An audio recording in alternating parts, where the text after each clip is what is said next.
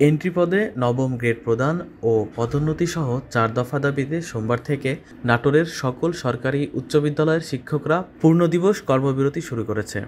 ফলে বিদ্যালয়সমূহে চলমান বার্ষিক ও এসএসসি নির্বাচনী পরীক্ষা বন্ধ হয়ে গেছে।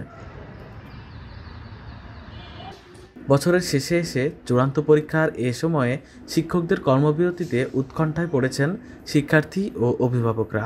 এর আগে নাটোরের বিদ্যালয়গুলোতে পরীক্ষা স্থগিতের নোটিশ দেওয়া হলেও অনেক শিক্ষার্থী ও অভিভাবকরা বিষয়টি জানে না। ফলে সকাল থেকে শিক্ষার্থীরা বিদ্যালয়ে গিয়ে শিক্ষক ধর্মঘটের কথা শুনে হতাশ হয়ে পড়ে।